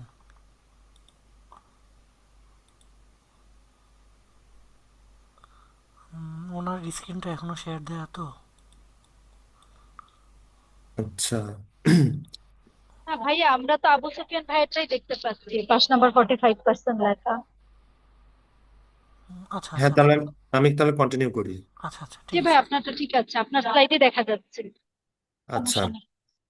তাহলে আপনারা তো যেটা বলতেছিলাম আর কি, যে 45%, অর্থাৎ মিনিমাম এখানে আপনাকে 36 পেতে হবে মিনিমাম। আর সামগ্রিকভাবে আপনার 200 মার্কসের মধ্যে অবশ্যই 100+ পেতেই হবে এখানে। তবে এখানে শুধুমাত্র পাশ করলে হবে না, এখানে আপনাদের অবশ্যই যেহেতু 204 জন নিয়োগ দেওয়া হবে, সেক্ষেত্রে দেখা যাবে যে এখানে রিটেনে একটা বড় সংখ্যক পাশ করানো হবে ভাইবার জন্য, সেজন্য একটা ভালো মার্কস তুলতে হবে। এবং এটার জন্য সবচেয়ে বেশি ভূমিকা পালন করবে আপনার এই মেডিকেল পার্ট, যেহেতু এটা প্রায় 40%-এর মতো এই পুরো 200 মার্কসের মধ্যে। তো আপনার এই মেডিকেল পার্টটা, যেটা আমাদের সবচেয়ে বড়, এটা যেটা 80 মার্কসের মধ্যে, এটা আমরা কিভাবে প্রিপারেশন নিতে পারি অলরেডি নাইম তাজার বলে গিয়েছেন, যেটা আমাদের আসলে আমরা এই রেসিডুয়াল নলেজ যেগুলো নিয়েছি বা আমরা হচ্ছে পড়েছি, এগুলোর মধ্যে দিয়ে আসলে আমাদেরকে ইয়ে করতে হবে। বিশেষ করে আমাদের এখানে সবচেয়ে বেশি কোশ্চেন আসছে হচ্ছে মেডিসিন আর ফিজিওলজি পার্ট থেকে। আপনারা যদি লাস্ট যে মাদকদ্রব্য, নার্কোটিক্সের যে রিটেন হয়েছিল, অর্থাৎ 19 জুলাই সম্ভবত ওই তারিখে, তো আপনারা দেখেছেন কোশ্চেনগুলো, সেখানে বেশিরভাগ কোশ্চেনই ছিল এই ফিজিওলজি এবং মেডিসিনের পার্ট থেকে। অল্প কিছু ছিল, একটা মানে কোশ্চেন ছিল পার্ট, সেটা গাইনি, আর একটা মেডিসিন, আর কিছু কমিউনিটি মেডিসিন অর্থাৎ ইপিএ শিডিউল, তারপর তারপর দিয়েছে হচ্ছে ভিটামিন ডি, এইরকম টাইপের। এবং আপনারা যদি প্রিভিয়াস 47 বিসিএস বা অন্যান্য বিসিএস, বিশেষ করে 47 বিসিএস এর সাথে দেখেন, যে রিটেনের পার্টের সাথে পুরো একদম হুবহু প্রায় অনেকটা এখানে রিপিট করা হয়েছে। যেমন 47 বিসিএস এও আসছিল হচ্ছে আপনার স্নেক বাইটের ম্যানেজমেন্ট, ঠিক এখানেও আসছে স্নেক বাইটের ম্যানেজমেন্ট, দেখবেন 47 বিসিএস এও ভিটামিন ডি নিয়েও আসছিল, এখানেও ঠিক তেমনি ভিটামিন ডি নিয়ে কোশ্চিনটা এসেছে। এবং 47 বিসিএস এর ইপিআই, হুবহু ইপিআই শিডিউলটা এখানেও দিয়েছে, অর্থাৎ বলা যায় যে এখানে একটা বড় সংখ্যা হচ্ছে প্রিভিয়াস বিসিএস গুলো থেকে কোশ্চেনগুলো রিপিট করে। সুতরাং অবশ্যই অবশ্যই আপনারা প্রিপারেশন নেওয়ার ক্ষেত্রে প্রিভিয়াস বিসিএস এর কোশ্চেনগুলো অবশ্যই পড়ে যাবেন, এটা মিস করা যাবে না। এখন যেহেতু সামনে 50-47, বিশেষ করে যেহেতু এই আমাদের ইয়া হওয়ার পর থেকে, এই কমিশন হওয়ার পর থেকে সাধারণত 3টা বিসিএস এর রিটেন হয়েছে, যে 47 46, 47 আর 50। সুতরাং এই তিনটা খুবই ইম্পর্টেন্ট। আপনারা চাইলে প্রিভিয়াস আর দুই একটা পড়তে পারেন, তবে এই তিনটা খুবই ইম্পর্টেন্ট। এবং এবারের কোশ্চেনগুলো সাধারণত দেখা গেছে যে এই 47 বা এই 50 বা 46 এখান থেকেই কমন এসেছে। তো এখন এখানে পড়ার ক্ষেত্রে একটা গুরুত্বপূর্ণ কোশ্চেন যেটা এসেছে, আমরা কোন বইটা ফলো করতে পারি বা এরকম একটা বিষয় যেটা একটা কোশ্চেন করেছিলেন, সেটা বলেছে যে আমাদের একটা রেসিডুয়াল আছে। আমরা অবশ্যই যেহেতু এই সেক্টরে পড়েছি, সুতরাং আমাদের একটা নলেজ আছে, এটা একটা ব্যাপার। আর যেহেতু রিটেন হয়তো দেখা যাবে যে 50 ভাইবা হয়তো শুরু হয়েছে, এই হয়তো দেখা যাবে যে আহ, এখানকার নন ক্যাডারের পরীক্ষাগুলো তো সাধারণত 2 সপ্তাহ বা 1 সপ্তাহ আগে একটা নোটিশ দিয়ে দেয়, তারপর দেখা যাচ্ছে যে রিটেন পরীক্ষা শুরু হয়ে গেল বা পিলি পরীক্ষা শুরু হয়ে গেল। ঠিক দেখা যাবে যে হয়তো 50 বিসিএস যে ভাইবাগুলো শেষ হওয়ার ঠিক পর মুহূর্তেও দিয়ে দিতে পারে, এরকম একটা হুট করে দিয়ে দিতে পারে। তো সেক্ষেত্রে আমরা বলতে পারি যে এটার ক্ষেত্রে আপনার সর্বোচ্চ হয়তো 1.5 মাস বা 2 মাস সর্বোচ্চ এরকম টাইম পেতে পারেন। তো এই 1.5-2 মাস আসলে পুরো রিটেনের প্রিপারেশন নেওয়া আসলে স্পেসিফিক ভাবে সম্ভব না। সেক্ষেত্রে এই যে আপনাদের সামনে 51 বিসিএস এর প্রিপারেশন নিচ্ছেন, এটাতেই কভার করা অনেকাংশে সম্ভব। সেটা আমার একটা এক্সপিরিয়েন্স শেয়ার করতে পারি। সেটা হচ্ছে যে আমি গত বছর যখন 48 বিসিএস ভাইভাতে যখন আউট হই, মানে 48 বিসিএস এর ভাইবার প্রিপারেশন নিচ্ছিলাম তখন, তো ফাইনালি যেটা ভাইভাতে যখন আহ, ইয়ে আসে, তো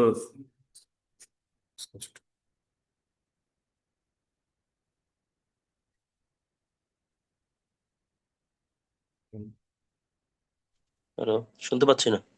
জি জি জি, একটু দাঁড়ান। হ্যাঁ, এ- ঠিক আছে। আচ্ছা, এবার শোনা যাচ্ছে? জি, হ্যালো, জি জি, শোনা যাচ্ছে? শোনা যাচ্ছে, জি। আচ্ছা, 48 বিসিএস এর ভাইভাতে যখন আমার ভাইভাত থেকে আউট হয়ে যায়, তখন তার ঠিক 2 মাস পরেই আমার হচ্ছে 47 বিসিএস এর রিটেন পরীক্ষা ছিল। তো 47 বিসিএস এবারই প্রথম, এর আগে বিসিএস গুলোতে 6 মাস বা তারও বেশি সময় পাওয়া যেত, কিন্তু এবারই প্রথম হচ্ছে 2 মাসের একটা মাত্র টাইম পাওয়া যায়। সে মাঝখানে অনেক কিছু যায় আর কি। তো সেক্ষেত্রে আমাদের রিটেন পরীক্ষা হওয়ার মেডিকেল পার্টের আগেও সেরকম টাইম পাইনি, মাত্র 7 দিন টাইম ছিল। তো সেক্ষেত্রে আমরাও সেভাবে মেডিকেল পার্ট পড়তে পারিনি, কিন্তু ওই যে 48 বিসিএস এর যে একটা প্রিপারেশন ছিল, ওই প্রিপারেশনেই মূলত এই মেডিকেল পার্টটাও কভার হয়েছে। তো এর জন্য আলাদাভাবে আসলে বই ওইভাবে পড়ার সুযোগটা কম, মানে কমপ্লিট হয়নি আর কি।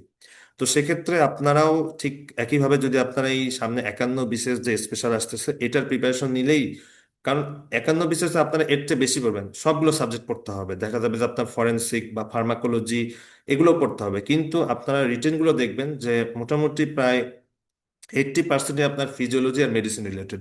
20% আপনার আসে হয়তো গাইনি থেকে হয়তো দেখা যায় একটোপিক প্রেগনেন্সি বা পিসিএস বা পোস্টপার্টাম হেমোরেজ, এই টাইপের একটা কোশ্চেন দিয়ে দেয়। আরেকটা কোশ্চেন দেয়, দেখবেন যে সার্জারি থেকে হয় ইন্টেস্টাইনাল অবস্ট্রাকশন বা কোনো সার্জিক্যাল কোনো ওন্ড ইনফেকশন, এই টাইপের কোনো একটা কোশ্চেন দিয়ে দেয়। আর কিছু আসে যেটা কমিউনিটি মেডিসিন, লাইক যেমন আমরা উপজেলা হেলথ কমপ্লেক্স বা এই ধরনের হসপিটালগুলোতে ইপিআই শিডিউল গুলো নিয়ে বা দেখা যাচ্ছে ভিটামিন গুলো নিয়ে দু একটা কোশ্চেন এসে যায় এরকম। আর এখানে বেশ কিছু দেখবেন পেইড কোশ্চেন আছে, যেমন দেখবেন যে ম্যানেজমেন্টের ক্ষেত্রে অবশ্যই আপনার দেখবেন যে ওপিসি বা স্নেক বাইট বা কেরোসিন পয়জন এখানে একটা থাকবেই এরকম। তারপর দেখবেন যে আপনার এখানে heart management of micro infection, এই ধরনের একটা কোশ্চেন থাকবেই। তারপর দেখবেন ইপিআই শিডিউল, এটা একটা কোশ্চেন থাকে। দেখা যাচ্ছে যে তারপর এই প্রেগনেন্সি রিলেটেড বা এই অবসের ক্ষেত্রে, গাইনি বা অবসের ক্ষেত্রে একটোপিক প্রেগনেন্সি বা দেখা যাচ্ছে যে এক্লাম্পসিয়া, প্রিক্লাম্পসিয়া নিয়ে একটা এরকম থাকে। এই ধরনের যেই মোটা দাগে যে কোশ্চেন গুলো আর কি আমাদের জন্য ইম্পর্টেন্ট, যেগুলো আমরা ম্যানেজমেন্ট কমনলি আমাদেরকে করতে হয়, কমন যে পেশেন্ট গুলো আসে, এই এই কোশ্চেন গুলো অবশ্যই এখানে প্রিপারেশন নিয়ে যেতে হবে, এগুলো আসে আর কি। এখন ব্যাপার হচ্ছে যে এইগুলো আসলে উত্তর করার বিষয়গুলো কি রকম এখন। আমার যেটা মনে আছে, যেটা 47 বিসিএস এ যখন আমি রিটেন দেই, তখন আসলে পুরোটুকু বেশিরভাগই আমাকে ওই রেসিডুয়াল নলেজ দিয়েই পড়ে যেতে হয়েছিল। যেমন আমরা পড়ে গিয়েছিলাম আসলে ডেঙ্গু, কিন্তু আসে চিকনগুনিয়া।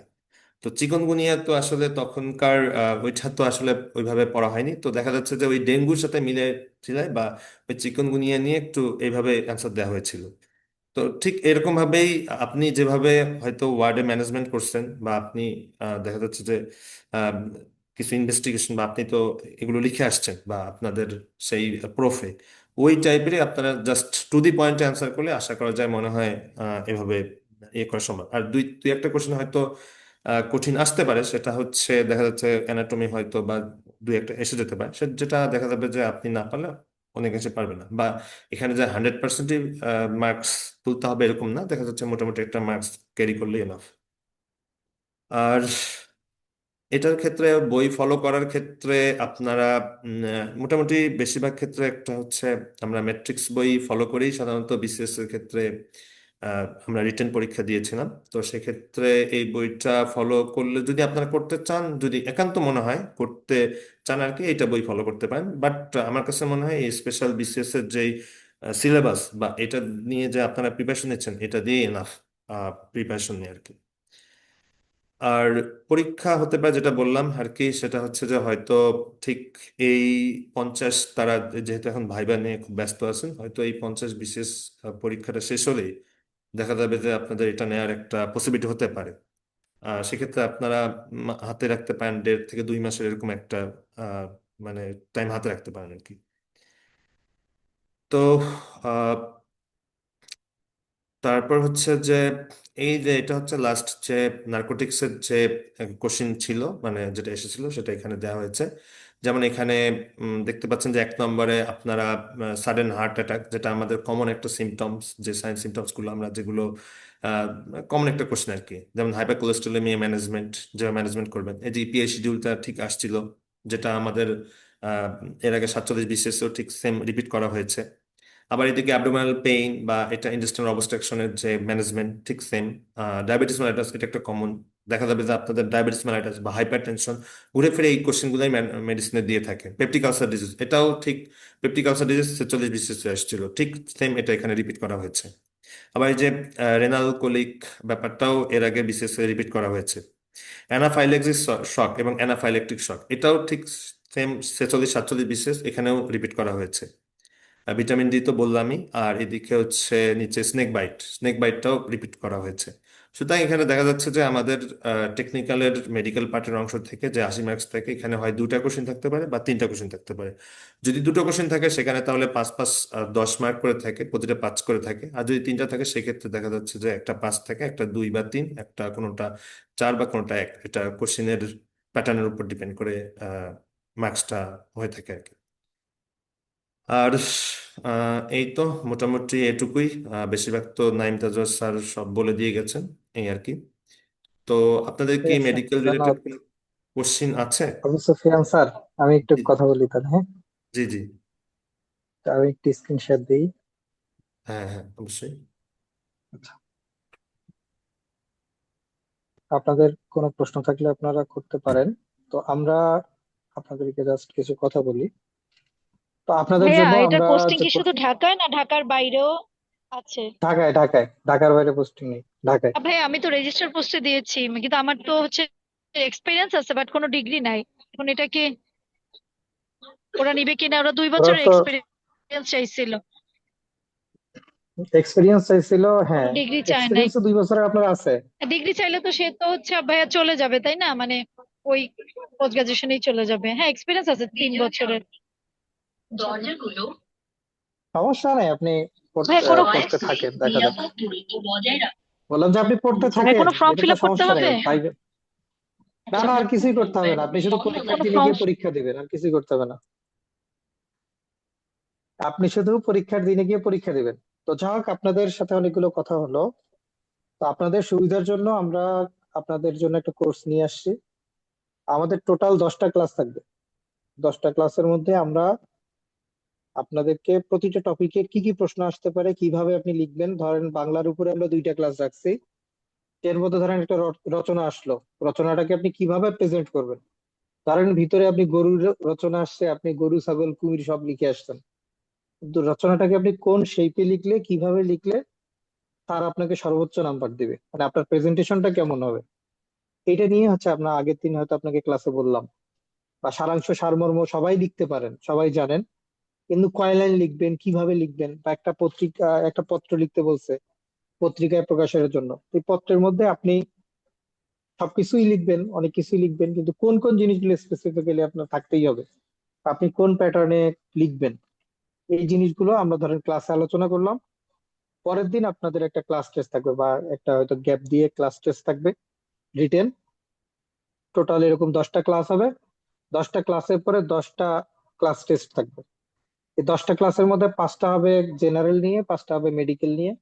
এই মেডিকেলে আজকে আবু সুফিয়ান ভাই যে কথাগুলো বললো, এখানে আমরা সাবজেক্ট ধরে ধরে যে মেডিসিনে কোন কোন প্রশ্নগুলো আপনারা পড়বেন, সার্জারিতে কোনগুলো পড়বেন, গাইনিতে কোনগুলো পড়বেন, ফিজিওলজিতে কোনগুলো পড়বেন, বা আদার্স যেগুলো আমাদের সাবজেক্ট আছে, বেসিক সাবজেক্ট, সেগুলো থেকে আপনারা কি কি জিনিসগুলো পড়বেন, এই জিনিসগুলো আমরা আপনাদেরকে বলে দিব যে এই জিনিসগুলো আপনারা দেখে যাবেন। এবং পরের একটা সময়ে আপনাদের ক্লাসের পরে একটা গ্যাপ দিয়ে আপনাদের পরীক্ষা নেওয়া হবে। ক্লাসটা আমরা খুবই সংক্ষিপ্ত সময় নেব, যেন আপনাদের অন্যান্য ব্যস্ততায় কোনো হ্যাম্পার না ঘটে, বা যারা প্রিলি প্রিপারেশন নিচ্ছেন তাদের প্রিপারেশনটাও স্মুথলি চলতে থাকে। এর পাশাপাশি আমরা খুবই সংক্ষিপ্ত ক্লাস নেব, 1 ঘন্টার বা তারও কম। এবং এই ক্লাসগুলোতে আমরা একদম সামগ্রিক দিক নির্দেশনা দেব। এবং ক্লাসগুলোর পরেও আসলে আপনাকে আহামরি যে খুব বেশি পড়তে হবে, খুব বেশি লোড দিতে হবে তা না। তবে ক্লাসগুলোর পরে আপনারা যখন এক্সামটা দিবেন, ক্লাস টেস্ট গুলো দিবেন, তখন আসলে আপনারা আপনাদের অবস্থাগুলো বুঝতে পারবেন। এবং এই ক্লাস টেস্টের খাতাগুলো আপনারা কেউ যদি চান যে অফলাইনে প্র্যাকটিস করবেন, তাহলে আপনারা এসে সিনাপসে বসে অফলাইনে খাতায় পরীক্ষা দিতে পারবেন আপনাদের সুবিধা মতো, যে একটা নির্দিষ্ট দিনে যে কোনো সময়ে। আর আপনারা যদি অনলাইনে দিতে চান, তাহলে অনলাইনে আপনারা টাইম ধরে দিয়ে আপনার ক্যাম স্ক্যানারে পিডিএফ করে সাবমিট করলেন। খাতাগুলো দেখে আপনাদের ফিডব্যাক, যে আপনার কোন কোন জায়গায় গ্যাপ হচ্ছে, কোন কোন জায়গায় উন্নতি করতে হবে, কোন জিনিসটা কিভাবে লিখলে স্যাররা বেশি নাম্বার দিবে, এই জিনিসগুলো আপনাদেরকে পরবর্তীতে ক্লাস টেস্টের পরে জানাই দেওয়া হবে। এবং যখন আমাদের ক্লাস টেস্ট গুলো শেষ হয়ে যাবে, তখন আমরা 4টা সাবজেক্ট ফাইনাল নেব, যে বাংলা একটা, ইংলিশ একটা, সাধারণ জ্ঞান একটা, আর মেডিকেল পার্ট একটা। 4 দিন 4টা সাবজেক্ট ফাইনাল নেব। এগুলো আপনাদেরকে একটা সময় দেওয়া হবে আপনাদের প্রিপারেশনের। আপনারা একদম যে খুব বেশি প্রিপারেশন নিতে হবে তাও না, মানে জাস্ট মোটামুটি। আসসালামু আলাইকুম ভাইয়া, একটা কোশ্চেন ছিল। আচ্ছা, কথা শেষ করি তারপরে নেই প্রশ্ন। শেষ করে আসলে আশা করি সাবজেক্ট ফাইনাল গুলো দিলে আপনাদের আরো খুব ভালো একটা প্রিপারেশন হবে। এবং শেষে ফাইনালি আমরা 2টা মক টেস্ট নেব। মক টেস্টে একদম পিএসসি তে যেভাবে পরীক্ষা হয় সেরকম করেই আমরা প্রশ্ন করব। এবং আমরা সবাই জানি যে পিএসসি তে কিন্তু নন ক্যাডারে 4টা সাবজেক্টের জন্য একটা প্রশ্ন, কিন্তু 4টা আলাদা আলাদা খাতা থাকবে, এবং 4টা আলাদা আলাদা খাতায় 4টা আলাদা আলাদা আনসার করতে হবে। সেরকম করেই আমরা আপনাদের মক টেস্টটা নিব। এবং আমি যেটা বললাম যে আসলে ক্যাডারে আপনারা কেউ জানার ঘাটতির জন্য বা নলেজের ঘাটতির জন্য কেউ আটকাবেন না। কেউ যদি আটকান, শুধুমাত্র টাইমলি সবকিছু শেষ করতে না পারা বা আপনার রিটেনের প্র্যাকটিস না থাকার কারণেই আটকাবেন, নলেজের ঘাটতির জন্য কেউই আটকাবেন না। তো আশা করি আপনারা যদি কেউ আমাদের ক্লাসগুলো করেন এবং ক্লাসগুলোর পরে ক্লাস টেস্ট গুলো, সাবজেক্ট ফাইনাল মক টেস্ট গুলো মানে ক্লাসগুলোর পরে পড়াশোনা না করে এসেও যদি মক টেস্ট গুলো অ্যাটলিস্ট দেন, তাহলে আশা করি রিটেনে আপনি আটকাবেন না ইনশাল্লাহ। এই আর কি। আর আপনাদের আহ অন্যান্য সিনাপসের যে সুযোগ সুবিধাগুলো থাকে, আপনাদের যে কোনো ধরনের কোশ্চেন, যে কোনো কোশ্চেন অ্যানালাইসিস, যে কোনো ধরনের গাইডলাইন পরামর্শ আপনারা সবসময় পাবেন। আর আপনাদের জন্য কোর্স ফি রাখা হয়েছে খুবই কম, 1000 টাকা। তো আপনারা যদি চান যে কেউ এখানে এনরোল করতে পারেন। যে এখন আপনাদের কোনো প্রশ্ন থাকলে আপনারা এখন প্রশ্নগুলো করেন। স্যার আমার একটা কোশ্চেন ছিল স্যার। জি, স্যার আমার কোশ্চেনটা ছিল যে এখানে যে কোনো পোস্টিং নাই এবং হচ্ছে প্রমোশনের বিষয়গুলো কি, প্রমোশনটা কি ইয়ের মতো হয়, মানে বিসিএস এর মতো কনসালটেন্ট বা প্রফেসর হওয়া যায় কিনা? সব আপনার তার থেকে স্মুথ হয়, ঠিক আছে। নন ক্যাডারের সবকিছু প্রমোশনের একটা গাইডলাইন আছে, গাইডলাইন অনুযায়ী হয়। এবং এখানে কিন্তু ল্যাটারাল এন্ট্রি নাই, অন্য কিছু নাই, মানে সবকিছুই আপনি হচ্ছেন আপনি। এখানে বরং হচ্ছে যেটা ইয়ে হয় আর কি, মানে আগে কিন্তু আপনারা যেমন এবার পরীক্ষা দিয়ে নিয়োগ পাচ্ছেন, আগে কিন্তু এরকম পরীক্ষা দিয়ে নিয়োগ হয়নি। আগে যেটা হয়েছে যে ওই 39 বিসিএস যারা নন ক্যাডার তারা এখানে জয়েন করছে, এরা আবার দেখা যাচ্ছে যে 42 বিসিএস এ আবার বিসিএস দিয়ে চলে গেছে। ওই যে অনেকে, ওই যে বললাম যে এখানে খালি একটা জিনিসই সমস্যা, সেটা হচ্ছে যে ওই যে নন ক্যাডার বা আমি বিসিএস ক্যাডার না, এই আচ্ছা, ইনফিরিয়রিটি কমপ্লেক্স থেকে অনেকে চলে যায়। কিন্তু বাদ বাকি সব সুবিধা আপনি বিসিএস এ যে সুযোগ সুবিধা পাচ্ছেন তার থেকে সুযোগ সুবিধা এখানে বেশি। ঢাকার মধ্যে স্যার পোস্টিং, সুন্দর একটা কাজের পরিবেশ, ওয়ার্কলোড একদম মিনিমাম, একদম সবকিছু মানে সবকিছুই বেটার বিসিএস এর থেকে। স্যার অনেকে বলতেছে এটা নাকি ভাইবা বা মানে এত মানুষ টিকানোর কারণ হচ্ছে ভাইবাতে এটা পলিটিক্যাল নিয়োগ দিবে বা এরকম টাইপের কোনো বিষয় আছে কিনা এরকম। আচ্ছা, পিএসসি তে মানে এখন পর্যন্ত পিএসসি তো পলিটিসাইজ হয়নি। আমরা তো 47 দেখলাম, 46 দেখলাম, মানে আমি তো নিজেই ক্যান্ডিডেট ছিলাম। তো এখানে বা আমরা তো স্পেশাল বিসিএস একটা দেখলাম, পলিটিসাইজ তো আসলে হয়নি। এরা এত টিকানোর কারণ হচ্ছে, নিয়ম হচ্ছে যে পদের তুলনায় 10 গুণ টিকানো নন ক্যাডারের, এজন্য পদের তুলনায় 10 গুণই টিকাইছে, দেখেন হিসাব করে বেশি টিকায় নেই। আর স্বাভাবিকভাবেই এদের তো মাথায় এটা আছে, যে কারণ হচ্ছে আসলে একটা বড় অংশ আবার 51-তে চলে যাবে। আর বরং সেই যে আবু সুফিয়ান সরকার ভাই, সে কিন্তু নিজেও পরীক্ষা দিছে, সে যদিও রিটেন দিবে না কিন্তু সেও তো দিছে আর কি এমনি। তো এরকম আরো অনেক আছে যেগুলো হচ্ছে ধরেন 45, 46, 47 ঠিক আছে এমনি দিছে পরীক্ষা, তো এগুলো চলে যাবে। যার কারণে আপনি যদি পাশ করেন শুধু রিটেনটা, তাহলে আপনি ভাই আটকাবেন না ইনশাল্লাহ। আর ভাই আসলে ডাক্তারদেরকে আটকায় না। 46, 47-এ তো আমরা রেজাল্ট দেখলাম যে আটকাইছে, হয়তো দুই একজন হয়তো গ্রস কোনো মিস্টেক করছে, বা হয়তো স্যারের সাথে বেয়াদবি করছে, বা হয়তো উল্টাপাল্টা কিছু একটা করছে, যার কারণে দুই একজন ফেল করছে, এগুলো এক্সেপশন। তো এগুলো নিয়ে টেনশন করার কিছু নাই, আপনি আপনার এফোর্ট দেন, আপনার রিজিকে থাকলে আপনি পাবেনই অবশ্যই ইনশাল্লাহ, যে পলিটিসাইজড হোক আর অন্য যে আসলে কোনো কিছু ম্যাক্সিমামই হোক। আসলে আমরা 51 স্পেশালের জন্য প্রিপারেশন নিচ্ছি, এর মধ্যে একটু হিমশিম খেতে হবে, তারপরও চেষ্টা তা আমি করবো তো আপনাদের। বললাম যে আসলে এখানে তো ম্যাক্সিমামটাই আপনার মার্কস করে যাচ্ছে, আপনাকে এক্সট্রা শুধু টাইম বের করতে হচ্ছে এতটুকুই। হয়তো আমরা যদি 10টা ক্লাস নেই 1 ঘন্টা করে বা 1 ঘন্টার কম, এই 10টা ক্লাস হতে 1 ঘন্টার কম ক্লাসগুলো আপনাকে করতে হবে। আর এই মক টেস্ট গুলো ওই ক্লাসটা করেই আপনাকে আর আসলে এক্সট্রা পড়তে হবে না, ক্লাসটা করলেই আপনি বুঝতে পারবেন কিভাবে লিখতে হবে। আপনারা যেহেতু সবাই ডক্টর, সবার মধ্যেই কিছু না কিছু আছে, সবাই মেধাবী। আশা করি আপনাদের রেসিডুয়াল নলেজ, আপনাদের মেধা দিয়ে, খুবই মিনিমাম পড়াশোনা দিয়ে আপনারা খুব ভালো একটা আউটপুট পাবেন, এবং আপনাদের 51 পড়ায় মানে 51 পড়ার নলেজটা এখানে খুব ভালো মতো অ্যাপ্লাই করতে পারবেন। তা আপনার ভাইয়া 51 যারা এর যদি আপনি পড়াশোনা, রিটেন পাস করবে সবাইকে কি ভাইভাতে ডাকবে? হ্যাঁ অবশ্যই অবশ্যই, যারা পাশ করবে সবাইকেই ভাইভাতে ডাকবে, এবং রিটেন আর ভাইবার দুইটা মার্কস যোগ করে রেজাল্ট দেওয়া হবে। প্রিলি নাম্বারের কিন্তু কোনো গুরুত্ব নেই, প্রিলি পাস করছেন শেষ, কারণ রিটেন আর হ্যাঁ, ভাইবার যে যারা পোস্ট নাম্বারটা টোটাল গ্রাজুয়েশন নাম্বার ট্রেনিং এ আছে তারা কি ডেপুটেশন পাবে? সব পাবে, সবাই ডেপুটেশন পাবে, কোনো সমস্যা নেই। আমি বললাম তো সবই স্মুথ, এগুলো নিয়ে কোনো ঝামেলা নেই। মানে শুরু থেকেই দিবে নাকি জয়েন করতে হবে? জয়েন না করে ডেপুটেশন কেমনে নেবেন আপনি? মানে ধরেন আপনি ইয়েতে এফসিপিএস ট্রেনিং করতেছেন, এখন আপনার পোস্টিং হলো সরকারি, মানে সরকারি কর্মচারী হসপিটালে আপনি চান্স পাইলেন। তো এখানে তো আপনাকে ধরেন নিয়োগ দিবে, তাই না? মানে নিয়োগ না দিয়ে জয়েন না করলে তো আপনি আর ডেপুটেশন পাবেন, আগে জয়েন করবেন, তারপর অবস্থা বুঝে আপনাকে ধরেন ডেপুটেশন দিবে। মাইক্রোবায়োলজিতে পার্ট 1 করা এক্ষেত্রে কি কোনো সুবিধা বা ডেপুটেশন পাবো? হ্যাঁ অবশ্যই পাবেন, আপনি যে কোনো সাবজেক্টে ডেপুটেশন পাবেন, কোনো ক্রাইটেরিয়া ফিক্স নাই যে আমাকে কার্ডিওলজিতেই শুধু দিব, বা শুধু অ্যানাটমিতে দিব, শুধু মাইক্রোবায়োলজি দিব, এরকম কিছু না।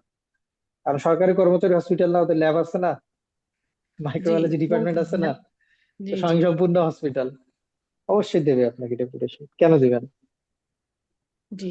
এবং আপনি ডেপুটেশনের মজার ব্যাপার হচ্ছে যে বিসিএস ক্যাডাররা যে ধরনের কোটা পায়, আপনি সেটাও পাবেন। মানে যারা বিসিএস ক্যাডার সরকারি, এদের জন্য তো একটা কোটা থাকে, জানেন 50% সিট কিন্তু তাদের জন্য সংরক্ষিত থাকে, তো আপনারা কিন্তু এটাও পাবেন। আচ্ছা আচ্ছা, তারা তো ভালো জিনিস। প্রাইভেট ক্যান্ডিডেটের মতো পরীক্ষা দিবেন না আপনারা, আর ভাইয়া সরকারি এই ক্যান্ডিডেটের মতো হসপিটালে তো দিবেন। এফসিপিএস ট্রেনিং করা যাবে তাই না? এই হসপিটালে এটা আমি শিওরলি জানি না আর কি, হ্যাঁ এটা খোঁজ নিতে হবে, খোঁজ নিতে নিয়ে দেখতে পারেন এফসিএস ট্রেনিং, কিন্তু জি জি, ডেপুটেশন এখানে দেয় আর কি। আমার একজন পরিচিত দুজন এখানে কাজ করতেছে, ওনাদের ট্রেনিং কাউন্ট হচ্ছে। ও, তাহলে তো হয়েছেই, তাহলে আপনি এখানে থাকলে, পোস্টিং থাকলে তো আপনার ট্রেনিং কাউন্ট হবেই, তাহলে তো আর সমস্যা নেই। জি, আর কোনো প্রশ্ন না থাকলে আমরা ভাইয়া মনে হয় শেষ জয়েন করতে পারি। স্টাডি লিভ দেয় কি এখানে? স্টাডি লিভ তো বলতে ডেপুটেশন দেয়। হ্যাঁ।